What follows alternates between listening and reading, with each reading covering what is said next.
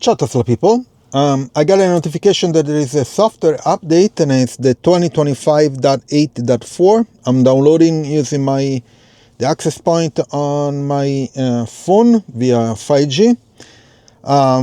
So there are several changes. In the release notes, there is not much information. It just says minor fixes, but in reality there are some new features.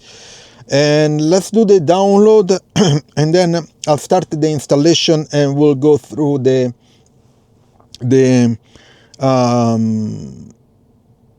unofficial release notes, let's say.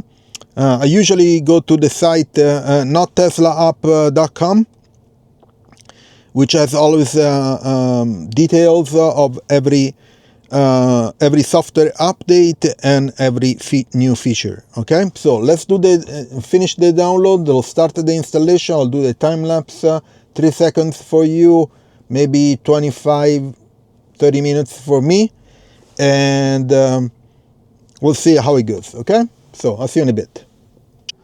So finally the download is done. I had to take like 3 hours off because the download wasn't going on, so I stopped it, do some other stuff, and now I'm back in. And the reason why it took forever, so I'm ready to install it, it's because the download was 13 gigabyte, exactly 13.06 gigabytes. So it's a huge download. This 2025.8.4. So let's start the installation. Hopefully it doesn't take us too long. And we'll start from the screen. I want to install it. Yes. We tap here, so it skips 2 minutes and the downloads and installation starts. Okay. So I'll do a time lapse here. Couple of seconds for you guys, and I'm not sure how long it will start. It will last for me. I'm guessing about 30 minutes, and we'll see what's inside this installation because it was pretty big. So it doesn't make sense that there are only the changes that were mentioned in the log. Actually, the release notes was saying just minor bug fixes, but it took forever, so that's not the case. So let's do the time lapse. Okay, see you in a few seconds. So I'm done with the installation. It took a very long time, at least 45 minutes, which sucks. Anyway, here are the release notes, and there is not much. There is minor bug fixes and whatever. Let me stop the music. So no blue dots, neither here. So we don't have any updates. List evident updates. Let's go to the software all the way, and it's the 2025.8.4. Now I thought it would have an update on the FSD, but we are still on version 12 here in Europe. Listed here in Italy. Navigation is still an old one. Okay, so let's go to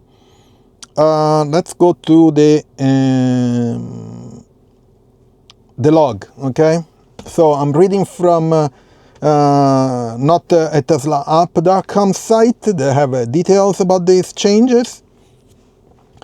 Okay, first change is for the new Model 3 performance, and it says standard ride handling in Autopilot. So your vehicle will now automatically transition to standard ride and handling when Autopilot is engaged for a more comfortable drive. The setting is enabled by default. To disable tap control dynamics, use standard ride and handling. Let's see if let's check it out. Dynamics. No, I don't have any of that stuff, of course. Now the second change is for the Cybertruck. Steer-by-wire improvements. It says that the steering wheel now gives you more realistic feedback, adapting to different road surfaces for a better driving experience. Good for the people with the Cybertruck. Another change for the Cybertruck, adjust ride height via Tesla app. This is interesting. You can now adjust the Cybertruck air suspension ride height directly from your phone. To use this feature, ensure your phone key is paired and connected, and then you have a Tesla app version 442.5 or later. On your Tesla app, go to control ride height. That's pretty good. And now some minor changes which are not shown on the release notes for all models and available worldwide. Pretty cool. So we'll check this if they're available for me too in Italy. View your last 10, 100 or 200 miles, which is 15, 150 or 300 kilometers of energy usage in the consumption page. With the option to clear your history, go to the app launcher, energy app consumption. So let's go to the app energy consumption. So I'll put you here. So this is the energy, okay? And consumption. Oh, okay, great. So you have 15, 150, 300. This is good. So I'm going to do some more stats when I'm driving and I'm doing my road trips. Since I installed the Alodisk 2 from AloBlack wheel cover, I'm seeing very good energy efficiency. So I'm pretty happy with this change. Now, and then the second change is the first row cabin sensing system has been updated to the cabin radar, which is now standard in all new Model 2025 Model Ys. Your Model Y was built with pre-equipped with the necessary hardware, allowing Tesla to also bring this technology to your vehicle. Select Model Ys between 22 and 24. Now, I bought this in 2023, so I'm guessing there is a radar here or here. I'm guessing here, but I'm not sure. So I don't know how to check that. Maybe in the service mode. I will investigate that. Now, your battery estimate, this is another change. Your battery estimates, your battery's energy estimate now accounts for your vehicle usage characteristics and will adjust over time based on your history. The total available battery energy remains unchanged. This is pretty cool because they're basically show you the battery estimate that you have it here. I have 54% right now based on how you drive, and you can keep this history. It keeps basically let's say a rolling history of your driving behavior, which is pretty cool. Another change is you can now run a battery health test to measure your battery energy retention compared to when it was new, your car or new battery. Running this test may recalibrate the energy estimate, which could affect your display range. Go to control service battery health. Okay, so this was available in service mode. Now they're showing it on your control panel, and you have to go to controls, service, and there should be a battery health down here. Okay, here. So if I select the battery health, you see your battery is healthy. Good. Your battery energy retention is within the expected range based on your its age and mileage. Good. So you get a direct feedback here if your battery is good. So for now it's good. Now if you want to run a battery test, and they explain how to do it and everything, you need to connect your car to an AC charger.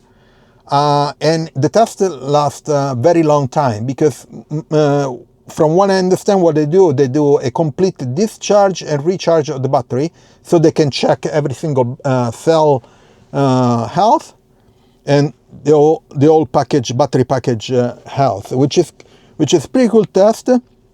But of course you have to keep the car on test for a very long time. So do it only if you have, for example, garage, and you can keep track of all this stuff. Let me close that. So battery health is pretty good.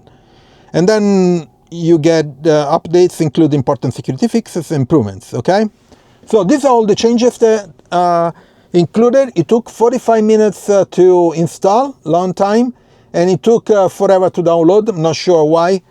Somehow in the past 2 years, it seems like it took a bit longer to download this stuff. Even if I use Wi-Fi over my phone, LTE here doesn't work at all anymore. I think. I don't know why. So everything is good. So this was the changes in 2025.8.4. What is software? Yes, .4. Pretty happy about it. Okay, for now. Let's see in the coming days if there are any undocumented changes, and then I will show my efficiency with the new energy feature, which is pretty good. I'm pretty excited about that.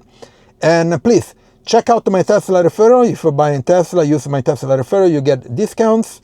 Also, please leave a like, subscribe to the channel, turn on notifications, share it, and I'll see you on next video. Ciao, Tesla people.